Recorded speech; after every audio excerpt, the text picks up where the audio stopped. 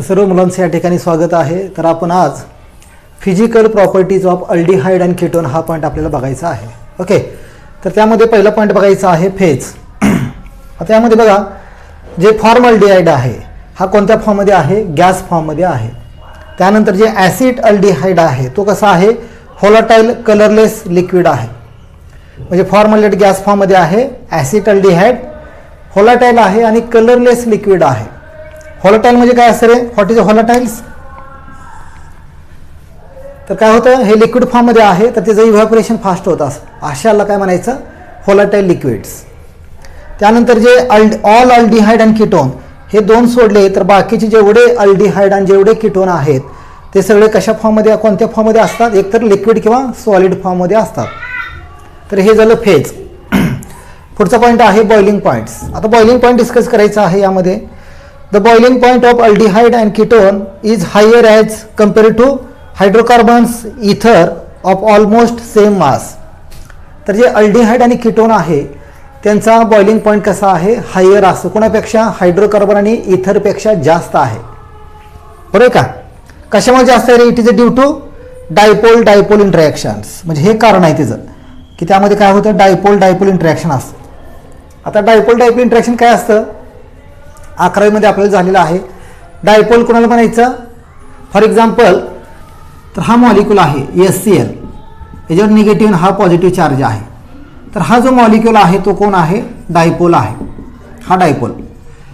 अजून एक HClचा मॉलिक्यूल घेऊया, हा एक कोण आहे? डायपोल आहे। तर असे डायपोलचे दोन मॉलिक्यूल आहेत। तर काय होतं यामध्ये? या मॉलिक्यूलचा निगेटिव्ह चार्ज, या मॉलिक्यूलचा पॉझिटिव्ह चार्ज एकत्र आल्यामुळे यांच्यामध्ये काय होतं? अट्रॅक्शन होतं। आणि हे जे अट्रॅक्शन आहे त्याला म्हणायचं डायपोल डायपोल इंटरॅक्शन्स, कारण की दोन डायपोलच्या मध्ये हे इंटरॅक्शन झालेलं आहे। तसं अल्डिहाइड आणि कीटोनमध्ये होत असतं। बघा या ठिकाणी आपण एक्झाम्पल घेऊया।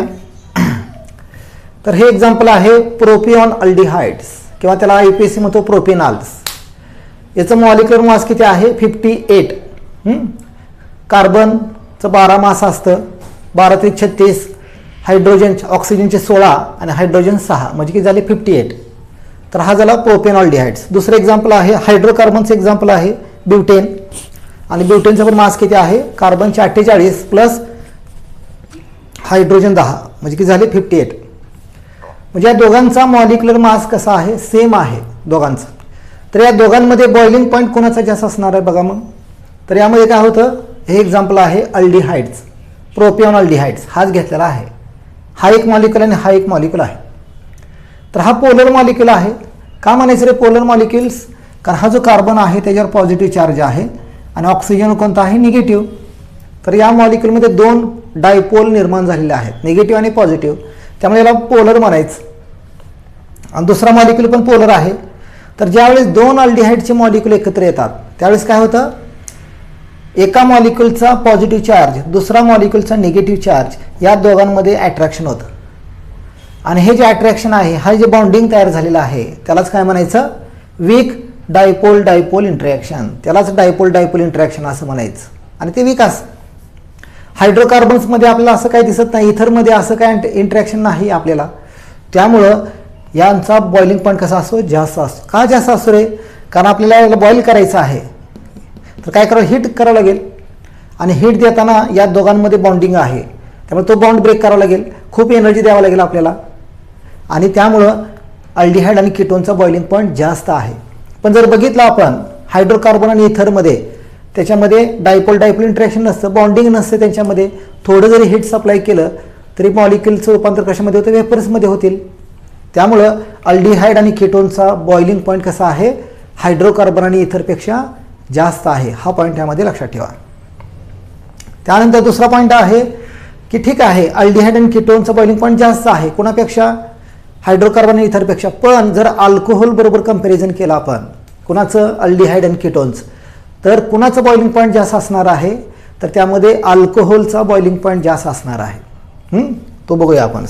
The boiling point of aldehyde and ketone is less than alcohol, अल्कोहोलपेक्षा कमी आहे। काय रिझन आहे याचं? का अल्कोहोलपेक्षा कमी आहे? तर त्याचं रिझन आहे की जे अल्कोहोल आहे त्याच्यामध्ये काय असं? हायड्रोजन बॉन्डिंग असं। एक्झाम्पल घेतलेलं आहे यामध्ये बघा, हा इथाइल अल्कोहोल आहे आणि हा एक इथाइल मॉलिक्यूल आहे. तर 2 मॉलिक्यूल आहेत इथाइल अल्कोहोलचे. तर यामध्ये ऑक्सिजनवर निगेटिव्ह चार्ज असतं आणि जो हायड्रोजन आहे त्याच्यावर कोणता चार्ज असतं? पॉझिटिव्ह चार्ज असतं. हा झाला एक इथाइलचा मॉलिक्यूल. हा दुसरा इथाइलचा मॉलिक्यूल आहे, त्याच्यावर पण काय असतं? एचवर पॉझिटिव्ह, ऑक्सिजनवर निगेटिव्ह. तर एका मॉलिक्यूलचा निगेटिव्ह ऑक्सिजन, दुसऱ्या मॉलिक्यूलचा पॉझिटिव्ह हायड्रोजन हे एकत्र येतात आणि त्यांच्यामध्ये एक बॉन्ड तयार होतो. आणि हा जो बॉन्ड आहे तो बॉन्ड कोणता असतं? हायड्रोजन बॉन्डिंग आहे. आणि हा बॉन्ड स्ट्रॉंग आहे. आणि हा बॉन्ड स्ट्रॉंग असल्यामुळं आपल्याला याचा बॉइलिंग पॉईंट जर काढायचा असेल अल्कोहोलला तर खूप हीट सप्लाय करावं लागेल आणि हा बॉन्ड ब्रेक करायला आपल्याला एनर्जी एक्स्ट्रा द्यावं लागेल. आणि खूप एनर्जी दिल्यानंतर हा बॉन्ड ब्रेक होतं आणि मग या इथाइल अल्कोहोलचं रूपांतर वेपरमध्ये होतं. म्हणजे त्याचा बॉइलिंग पॉईंट आपण काढू शकतो. पण अल्डिहाइडमध्ये बॉन्ड आहे, पण तो बॉन्ड कसा वीक आहे. आणि हायड्रोजन बॉन्ड कसा असतं? स्ट्रॉंग असतं हायड्रोजन बॉन्ड.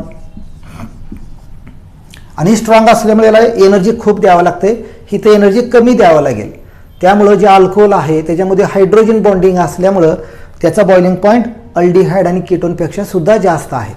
ओके, तर हा पॉईंट अतिशय महत्त्वाचा आहे, लक्षात ठेवा. त्यानंतर जर आपण ऑर्डर पाहिले, the order of boiling points, तर याप्रमाणे आहे. सर्वात जास्त बॉइलिंग पॉईंट कोणाचा आहे? 1 नंबरला अल्कोहोल, 2 नंबरला कोण येतं? कीटोन आणि अल्डिहाइड येतं. नियरली सेम असं दोघांचं, लक्षात ठेवा. त्यानंतर कोण आहे? इथर, आणि शेवटी कोण आहे? हायड्रोकार्बन्स. तर हे ऑर्डर आहे, ऑर्डर ऑफ बॉइलिंग पॉईंट्स. तर हे झालं फिजिकल प्रॉपर्टी. त्यामध्ये आपण बघितलं फेज आणि बॉइलिंग पॉईंट्स. आता सोल्युबिलिटी अजून एक तिसरा पॉईंट आहे, तो पण डिस्कस करूया. तर हे जे पॉईंट आहेत ते तुम्ही नोट डाऊन करून घ्या.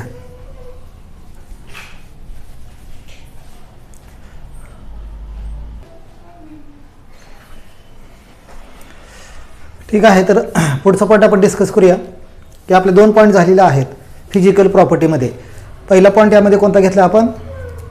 की त्यामध्ये फेज, दुसरा आहे बॉइलिंग पॉईंट आणि तिसरा यामध्ये सोल्युबिलिटी. आता हे जे सोल्युबिलिटी आहे यामध्ये जर बघितलं आपण, the lower aldehyde and ketone are soluble in water. तर जे लोअर अल्डिहाइड आणि कीटोन आहे, सुरुवातीचे काही मेंबर आहेत त्यामध्ये फॉर्मल्डिहाइड, ॲसिड अल्डिहाइड, ॲसिटोन, हे कसे आहेत? सुरुवातीचे मेंबर आहेत. हे कसे आहेत? वॉटरमध्ये सोल्युबल आहेत, बरोबर का. आता हे जे लोअर आहेत, लोअर अल्डिहाइड्स, त्यामध्ये कोण कोण येतं? तर त्यामध्ये फॉर्मल्डिहाइड आहे, त्यानंतर कोण आहे? ॲसिड अल्डिहाइड आहे, त्यानंतर कोण आहे? ॲसिटोन आहे.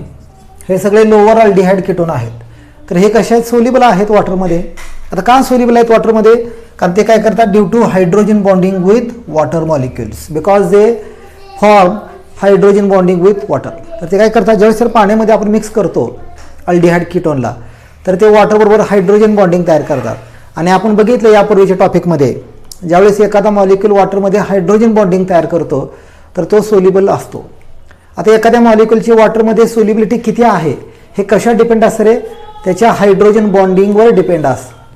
जर हायड्रोजन बॉन्डिंग तयार केलं तर तो वॉटरमध्ये सोल्युबल असतं. जर हायड्रोजन बॉन्डिंग तयार करत नसेल तर तो कसा असतो? मग इनसोल्युबल असं किंवा कमी सोल्युबल असं. हा पॉईंट यामध्ये लक्षात ठेवा. एक्झाम्पल दिलेला आहे.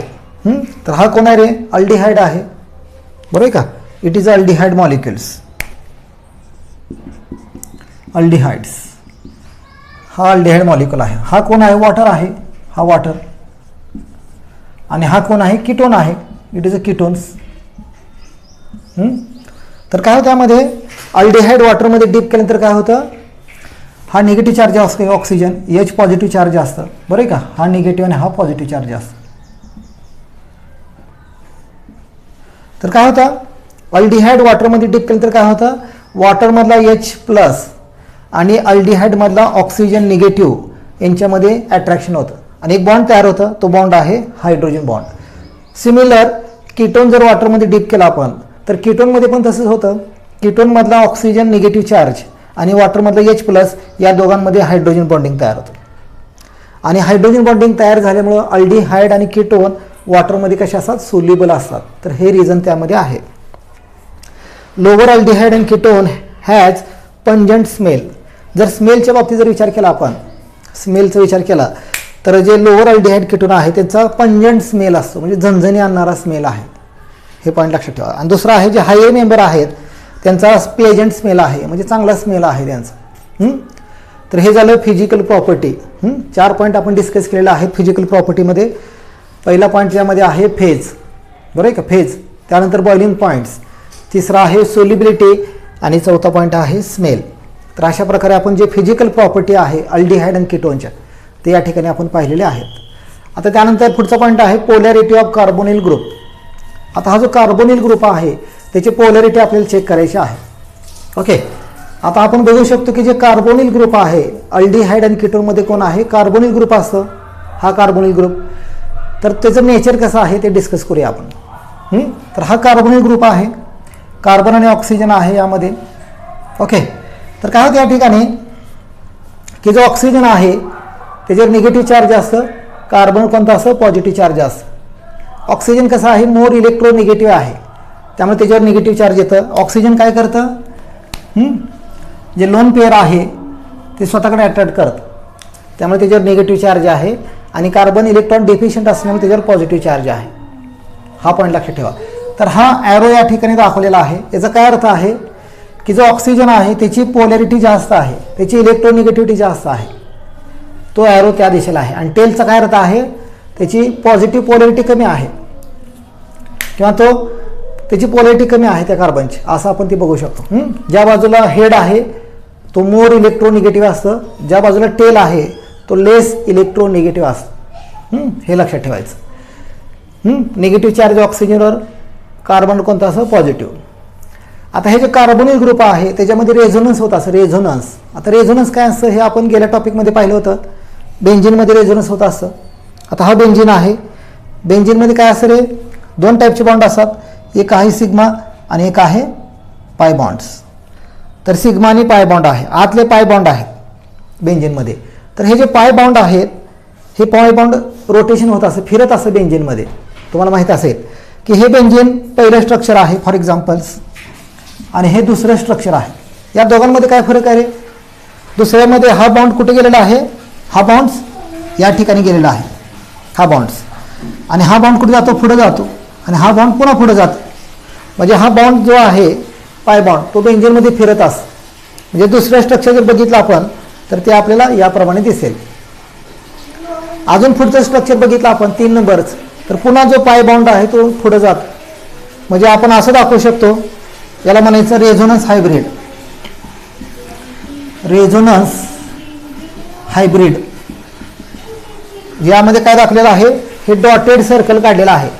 त्याचा काय अर्थ आहे रे, जो बॉन्ड आहे तो त्या बेंझिनमध्ये गोल गोल फिरत आहे, बरं आहे का. असंच रेझोनन्स कोणामध्ये होतं, असं अल्डिहाइडमध्ये पण होतं, कीटोनमध्ये पण होतं. कसं होतं बघा यामध्ये,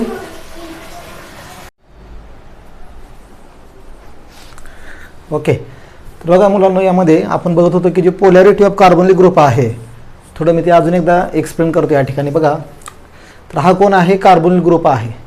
तर हा जो कार्बोनिल ग्रुप आहे त्यामध्ये हा ऑक्सिजन आणि हा कार्बन आहे. तर आपण बघू शकतो की ऑक्सिजन कसा आहे, मोर इलेक्ट्रोनिगेटिव्ह आयटम आहे, आणि कार्बन कसा आहे, लेस इलेक्ट्रोनिगेटिव्ह आयटम आहे. तर काय होतं, हा जो ऑक्सिजन आहे तो काय करतो, जे लोन पेअर आहे, जे इलेक्ट्रॉन आहे ते स्वतःकडे अट्रॅक्ट करतो. त्यामुळे ऑक्सिजन कोणता चार्ज येतं, मायनस चार्ज, निगेटिव्ह. आणि कार्बन कोणता चार्ज कॅरी करतं, पॉझिटिव्ह, बरं आहे का, याप्रमाणे. तर इथं पण दाखवलेलं आहे बघा डिटेलमध्ये की ऑक्सिजन काय करतं, हे जे डबल बॉन्ड आहे तिथला जो लोन पेअर आहे ते स्वतःकडे अट्रॅक्ट करतं. त्यामुळे ऑक्सिजनवर निगेटिव्ह चार्ज येतं, कार्बनवर कोणता येतं, पॉझिटिव्ह चार्ज. ओके, तर हे कसं आहे, रेझोनन्स स्ट्रक्चर आहे. जसं आपण बेंझिनमध्ये बघितलं होतं तसं यामध्ये सुद्धा घडत असतं रेझोनन्स स्ट्रक्चर्स. ओके, तर आपण जसं बघितलं की बेंझिनमध्ये काय होतं, हे जे डबल बॉन्ड आहे ते जर रोटेशन चालू असतं, फिरत असतं, त्यामुळे आपण हायब्रिड बेंझिन दाखवू शकतो यामध्ये. तसं याचं हायब्रिड दाखवू शकतो आपण, कारण हे जे डबल बॉन्ड आहे कधी डबल बॉन्ड असतं, कधी सिंगल बॉन्ड असतं, हे कार्बोनिल ग्रुपमध्ये चालूच असतं. तर याप्रमाणे आपण त्याचं हायब्रिड दाखवू शकतो, आपण रेझोनन्स हायब्रिड. डॉटेड लाईन दाखवू शकतो, निगेटिव्ह पॉझिटिव्ह चार्ज दाखवू शकतो, बरं आहे का. तर हे झालं पोलॅरिटी ऑफ कार्बोनिल ग्रुप. ठीक आहे, तर हे जे आहे ते नोट डाऊन करून घ्या.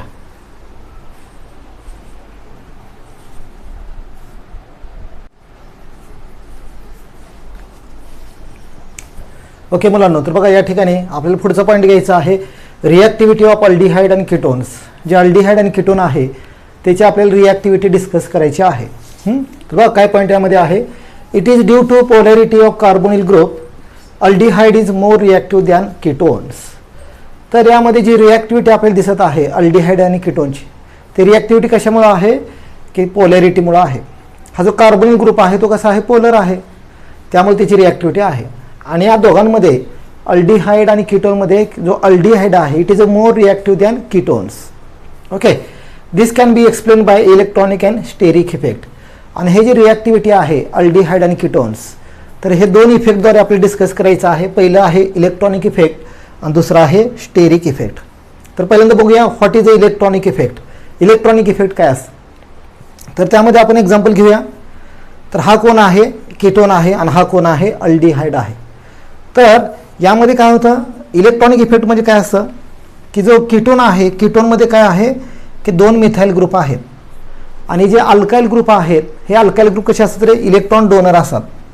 तर हे काय करतात, इलेक्ट्रॉन डोनेट करतात. कुणाला डोनेट करतात, कार्बोनिल ग्रुपला. ओके, तर दोन बल्की ग्रुप आहेत मिथाइल ग्रुप आणि दोघं पण काय करत आहे, इलेक्ट्रॉन देत आहेत कार्बोनिलला, कार्बन कंपाऊंडला. आणि हा जो कार्बन कंपाऊंड आहे त्याच्यावर पॉझिटिव्ह चार्ज आहे आणि हा ऑक्सिजन कसा आहे, निगेटिव्ह चार्ज आहे. ओके, तर काय होतं, हा जो कार्बन आहे त्याच्यावर जर पॉझिटिव्ह चार्ज असेल, तो इलेक्ट्रॉन डिफिशियंट असेल, तर तो कुणाचं काम करतं रे, तो इलेक्ट्रोफाईलचं काम करतं. बरं का, इलेक्ट्रोफाईल्स तुम्हाला माहीत असेल की इलेक्ट्रोफाईल कुणाला म्हणायचं, ज्या स्पेसिसवर पॉझिटिव्ह चार्ज असतं त्यांना इलेक्ट्रोफाईल म्हणायचं. न्यूक्लिओफाईल कुणाला म्हणायचं, ज्याच्यावर निगेटिव्ह चार्ज आहे त्याला न्यूक्लिओफाईल असं म्हणायचं. तर हा जो कार्बन आहे इथं पॉझिटिव्ह चार्ज आहे म्हणजे तो कुणाचं काम करतो रे, इलेक्ट्रोफाईलचं काम करत आहे. मग काय होतं, हा जर पॉझिटिव्ह चार्ज असेल तर हा इलेक्ट्रॉन डिफिशियंट आहे, तर त्याला इलेक्ट्रॉनची गरज आहे. मग तो काय करतो, कुणाला अट्रॅक्ट करतं, न्यूक्लिओफाईल अटॅक करतं. त्यामुळे इथं न्यूक्लिओफाईल अटॅक करतो आणि मग त्या ठिकाणी केमिकल रिॲक्शन होऊ शकते. पण या ठिकाणी कीटोनमध्ये काय समस्या आहे की हे जे दोन मिथाइल ग्रुप आहेत ते काय करत आहेत, इलेक्ट्रॉन डोनेट करत आहेत. कुणाला, या कार्बनला. त्यामुळे याची जी पॉझिटिव्हिटी आहे, पॉझिटिव्ह पोलॅरिटी जी आहे आणि दुसरा आहे इलेक्ट्रोफिलिसिटी जी आहे ते डिक्रीज होत आहे. जो पॉझिटिव्ह चार्ज आहे ना तो कमी होत आहे. का कमी होत आहे, कारण त्याला इलेक्ट्रॉन मिळत आहेत. कुठून, हा मिथाइल ग्रुप आणि हा मिथाइल ग्रुप दोन्ही बाजूने त्याला इलेक्ट्रॉन मिळत आहे. त्यामुळे त्याच्यावर जो पॉझिटिव्ह चार्ज आहे, जे पॉझिटिव्ह पोलॅरिटी आहे किंवा त्याला काय म्हणतो आपण इलेक्ट्रोफिलिसिटी जी आहे ते कमी होत आहे. आणि कमी झाल्यामुळं त्याच्यावर न्यूक्लिओफाईल अटॅक करू शकणार नाही. न्यूक्लिओफाईल कधी अटॅक करेल रे, जर इथं पॉझिटिव्ह चार्ज जास्त असेल, पॉझिटिव्ह पोलॅरिटी जास्त असेल तर निगेटिव्ह जो आहे न्यूक्लिओफाईल तो अटॅक करू शकतो. पण या ठिकाणी पॉझिटिव्ह पोलॅरिटी कमी झालेली आहे त्यामुळे तो अटॅक करू शकत नाही. त्यामुळे हा कसा आहे, लेस रिॲक्टिव्ह आहे. हे झालं कीटोनच्या बाबतीत. आता अल्डिहाइडच्या बाबतीत बघा. आता हा जो अल्डिहाइड ग्रुप आहे त्याच्यामध्ये एकच अल्काइल ग्रुप आहे, दुसऱ्या बाजूला कोण असतं, हायड्रोजन असतं. त्यामुळे यामध्ये काय होतं, हा एक अल्काइल ग्रुप काय करतं, इलेक्ट्रॉन डोनेट करतं आणि या बाजूने इलेक्ट्रॉन मिळत नाहीत. त्यामुळे ही जी पॉझिटिव्हिटी आहे, ही जी पॉझिटिव्ह पोलॅरिटी आहे ते कमी झाले. पण कीटोनपेक्षा याची पॉझिटिव्हिटी जी आहे ते जास्त आहे. जे इलेक्ट्रोफिलिसिटी आहे, जे पॉझिटिव्ह पोलॅरिटी आहे हे कमी झालेलं आहे. पण कीटोनपेक्षा इथं जास्त आहे, कारण कीटोनमध्ये दोन्ही बाजूला इलेक्ट्रॉन डोनर ग्रुप होते पण यामध्ये एकच डोनर ग्रुप आहे. त्यामुळे पॉझिटिव्ह पोलॅरिटी कमी होणार आहे कार्बनची, पण थोडीच कमी होणार आहे. त्यामुळं याच्यावर न्यूक्लिओफाईल अटॅक करू शकतो. त्यामुळे या ठिकाणी केमिकल रिॲक्शन होऊ शकते. त्यामुळे अल्डिहाइड कसा आहे, खूप रिॲक्टिव्ह आहे कुणापेक्षा, कीटोनपेक्षा. तर हे त्याचं रिझन आहे. हा पॉईंट यामध्ये लक्षात ठेवा. तर याला म्हणायचं इलेक्ट्रॉनिक इफेक्ट. तर इलेक्ट्रॉनिक इफेक्टद्वारे बघितलं की अल्डिहाइड कसा आहे, कीटोनपेक्षा जास्त रिॲक्टिव्ह आहे. आता आपल्याला दुसरा बघायचा आहे स्टेरिक इफेक्ट. आता स्टेरिक इफेक्ट काय असतं यामध्ये बघा. तर या दोन्हीमध्ये तुम्ही जर स्ट्रक्चर बघितलं तर हा कोण आहे, कीटोन आहे, हा कोण आहे, अल्डिहाइड आहे. जर कीटोन आहे, कीटोनला दोन्ही अल्काइल ग्रुप अटॅच आहेत आणि हे जे दोन्ही अल्काइल ग्रुप कसे आहेत, बल्की ग्रुप आहेत, बल्की आहेत. म्हणजे विचार करा, इथं मिथाइल ग्रुप आहेत दोन्ही बाजूला आणि त्याच्या सराउंडिंगला 3 हायड्रोजन आहेत. म्हणजे या ठिकाणी काय होणार आहे, स्टेरिक हिंड्रन्स होणार आहे. या कार्बोनिल जो कार्बन आहे त्याच्या भोवती स्टेरिक हिंड्रन्स होणार आहे, म्हणजे गर्दी खूप होणार आहे. बरोबर का. या ठिकाणी काय रे, या ठिकाणी एकच बल्की ग्रुप आहे, एकच अल्काइल ग्रुप आहे, हायड्रोजन तर सिंगल आहे. त्यामुळे या ठिकाणी जे स्टेरिक हिंड्रन्स आहे ते कसं असणार, लेस असणार आहे. इथं कमी गर्दी आहे कारण एकच अल्काइल ग्रुप असणार आहे. आणि इथं गर्दी खूप जास्त आहे. का गर्दी खूप जास्त आहे, का 2 अल्काइल ग्रुप आहेत. हे आपण असं पण लिहू शकतो बघा बरं. अशा पद्धतीने लिहू शकतो आपण. बघा जरी तुम्ही मिथाइल ग्रुप जोडला तर हा त्याचा एक हायड्रोजन, हा दुसरा हायड्रोजन आणि हा तिसरा हायड्रोजन. इथे जर जोडला मी मिथाइल ग्रुप, हा H आणि हा H. बरं आहे का. इथं पण जोडू शकतो मी मिथाइल ग्रुप. ओके याप्रमाणे. तर या स्ट्रक्चरमध्ये काय होतं, या स्ट्रक्चरमध्ये 2 मिथाइल ग्रुप आहेत आणि या ठिकाणी गर्दी खूप झालेली आहे, बल्की ग्रुप जास्त आहे. त्यामुळे या ठिकाणी काय होतं रे, स्टेरिक हिंड्रन्स होतं या ठिकाणी, steric hindrance due to bulky group. त्यामुळे या ठिकाणी जो पॉझिटिव्ह चार्ज आहे, बरं का, हा जो पॉझिटिव्ह चार्ज आहे, तो पॉझिटिव्ह चार्ज असं कार्बनवर, हा पॉझिटिव्ह चार्ज आहे. तर काय होतं या ठिकाणी, या कार्बनवर न्यूक्लियोफाइल अटॅक करू शकत नाही. का करू शकत नाही, कारण कार्बोनिल ग्रुपच्या दोन्ही बाजूला गर्दी खूप जास्त आहे, त्यामुळं न्यूक्लियोफाइल अटॅक करू शकत नाही. त्यामुळे या ठिकाणी हा लेस रिॲक्टिव्ह आहे टुवर्ड्स द न्यूक्लियोफाइल्स.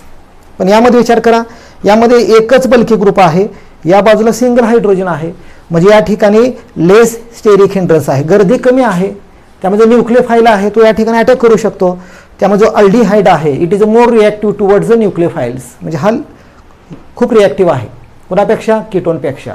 म्हणजे या ठिकाणी आपण बघू शकतो की इलेक्ट्रॉनिक इफेक्ट आणि स्टेरिक इफेक्ट या दोघांवर आपल्या लक्षात येतं की जो अल्डिहाइड ग्रुप आहे तो कसा आहे, मोर रिॲक्टिव्ह आहे कोणापेक्षा, कीटोनपेक्षा. बरोबर का. तर हे झालं इलेक्ट्रॉनिक इफेक्ट आणि हा झाला स्टेरिक इफेक्ट. मी अजून एकदा रिपीट करत आहे. बघा या ठिकाणी इलेक्ट्रॉनिक इफेक्ट म्हणजे काय असतं की त्याला प्लस आय इफेक्ट पण म्हणतो आपण, प्लस आय इफेक्ट, की 2 अल्काइल ग्रुप जे आहेत ते काय करत असतात, इलेक्ट्रॉन डोनेट करत असतात कार्बनला.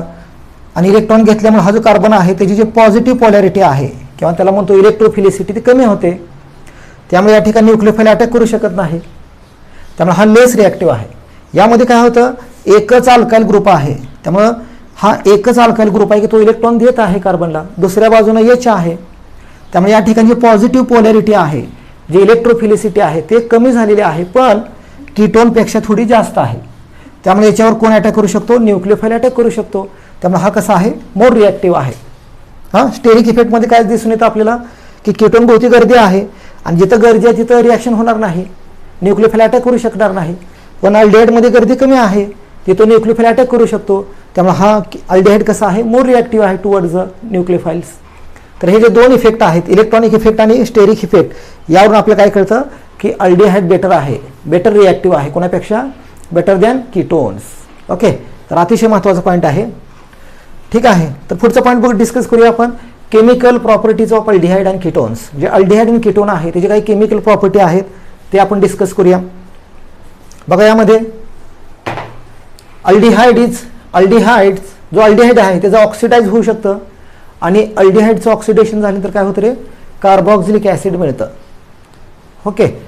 पण जो कीटोन आहे, कीटोनचं ऑक्सिडेशन होऊ शकत नाही कार्बोक्सिलिक ॲसिडमध्ये. का होऊ शकत नाही, कारण कीटोनमध्ये काय असतं, नो हायड्रोजन कीटोनमध्ये नसतं. ओके. आता आपल्याला काय करायचं आहे, अल्डिहाइड आणि कीटोन या दोघांमध्ये आपल्याला डिस्टिंग्विश करायचं आहे.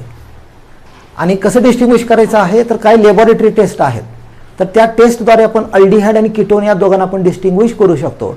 तर कोणकोणते टेस्ट आहेत आपल्याला बघूया. Test given by only aldehydes. पहिल्यांदा आपण काय करूया, अल्डिहाइडची टेस्ट बघूया. तर पहिली टेस्ट आहे स्किप टेस्ट. ओके. तर कशी टेस्ट आहे बघा यामध्ये हे. तर पहिल्यांदा काय करायचं यामध्ये, अल्कोहोलिक सोल्युशन ऑफ अल्डिहाइड्स. तर काय करायचं, अल्डिहाइडचं सोल्युशन घ्यायचं आणि त्यामध्ये काय टाकायचं, few drops of skip reagent. आणि त्यामध्ये जे स्किप रिएजंट आहे ते 2 ते 3 ड्रॉप त्यामध्ये टाकायचे आहेत. काय होतं मग या ठिकाणी ऑब्झर्वेशन काय आहे, pink or red or magenta colour appears. जर पिंक कलर किंवा रेड कलर आला तर यामध्ये, तर आपण ओळखायचं की तो कंपाऊंड कसा आहे, अल्डिहाइड इज प्रेझेंट. तर त्यामध्ये अल्डिहाइड आहे असं आपण ओळखू शकतो. जर पिंक रेड कलर नाही आला तर अल्डिहाइड ॲब्सेंट आहे. तर अशा आपण टेस्ट करू शकतो लॅबमध्ये. याला म्हणायचं स्किप टेस्ट. दुसरी टेस्ट आहे अजून एक यामध्ये, त्याला म्हणायचं Tollens test for silver mirror test. तर यामध्ये काय करायचं, टोलन्स रिएजंट यामध्ये वापरायचं आहे. ओके. तर कशी रिॲक्शन आहे बघा यामध्ये, काय करायचं आहे, अल्डिहाइड घ्यायचं आहे आणि बॉईल करायचं आहे. कोणाबरोबर, टोलन्स रिएजंट. अल्डिहाइड घ्यायचं, त्यामध्ये टोलन्स रिएजंट टाकायचं आणि बॉईल करायचं दोघांना. तर काय होतं, सिल्वर मिरर इज फॉर्मड. म्हणजे टेस्ट ट्यूबमध्ये घ्यायचं अल्डिहाइड आणि त्यामध्ये टोलन्स रिएजंट टाकायचं आणि बॉईल करायचं. जे टेस्ट ट्यूब आहे, टेस्ट ट्यूब असे असते, हे टेस्ट ट्यूबच्या बॉटमला काय होतं, सिल्वर कलर तयार होतं, सिल्वर कलर. त्याला आपण म्हणतो मिरर. म्हणजे आपल्याला आरसा माहीत आहे, आरशात जो कलर आहे तो कसा असं सिल्वरसारखा कलर असं. आरशाच्या पाठीमागे जर आपण बघितलं तर सिल्वरचं कोटिंग असतं त्यामध्ये, त्याला सिल्वर मिरर आपण असं म्हणतो. तसं जर टेस्ट ट्यूबच्या बॉटमला जर असं सिल्वर डिपॉझिट झाला तर आपल्याला ते चमकतं टेस्ट ट्यूबमध्ये, लगेच दिसून येतं आपल्याला. मग आपण ओळखू शकतो काय आहे, अल्डिहाइड इज प्रेझेंट आहे असं ओळखू शकतो आपण. तर ही दुसरी टेस्ट आहे टोलन्स रिएजंट. रिॲक्शन पण दिलेली आहे यामध्ये. काय करायचं आहे, अल्डिहाइड आहे आणि हा टोलन्स रिएजंट आहे, मिक्स करायचं, दोघांना हिट करायचं. काय होतं, कार्बॉक्झिलिक आयन आणि सिल्वर जो आहे, सिल्वर मिरर त्याचा कलर असतो, तो डिपॉझिट होतो टेस्ट ट्यूबच्या बॉटमला. मग त्याच्यावरून आपण ओळखू शकतो की काय आहे, त्या गिवन कंपाऊंडमध्ये कोण आहे, अल्डिहाइड प्रेझेंट आहे. तर असे काही टेस्ट आहेत. ओके, तर हे सगळं नोट डाऊन करा, स्क्रीनशॉट काढा, आपण पुढे जाऊया.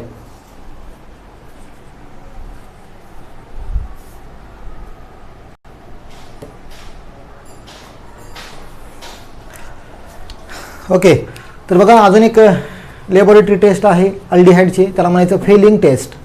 तर यामध्ये काय करायचं आहे, अल्डिहाइड घ्यायचं आहे आणि त्यामध्ये फेलिंग सोल्युशन ॲड करायचं आहे आणि बॉईल करायचं विथ हॉट वॉटर. तर वॉटरबरोबर बॉईल करायचं आहे. जर रेड पीपीटी आले तर काय म्हणायचं, अल्डिहाइड इज प्रेझेंट. जर रेड पीपीटी नाही आले तर त्या गिवन कंपाऊंडमध्ये अल्डिहाइड नसणार आहे. तर अशा प्रकारे आपण फेलिंग टेस्ट करू शकतो. रिॲक्शन पण आहे, अल्डिहाइड आहे, हे फिलिंग सोल्युशन आहे, त्यामध्ये टाकायचं, बॉईल करायचं दोघांना. तर काय मिळतं, रेड पीपीटी मिळते. तर म्हणायचं अल्डिहाइड इज प्रेझेंट. ठीक आहे. आता शेवटचा पॉईंट आहे कीटोन. कीटोनची पण एक लॅबोरेटरी टेस्ट आहे.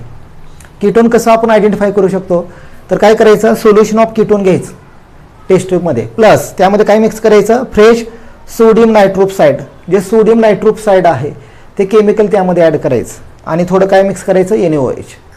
काही तर रेड कलर येतं.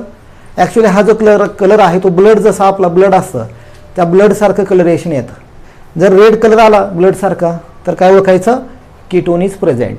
तर अशा प्रकारे आपण कीटोन, अल्डिहाइड्स त्यांची लॅबोरेटरी टेस्ट आपण बघू शकतो. ठीक आहे. तर अशा प्रकारे आपण जे लॅबोरेटरी टेस्ट आहे आणि काही फिजिकल प्रॉपर्टी आपण डिस्कस केलेल्या आहेत. आता जे केमिकल रिॲक्शन आहेत अल्डिहाइड कीटोनच्या ते आपण नेक्स्ट लेक्चरला डिस्कस करूया. तर हे नोट डाऊन करून घ्या.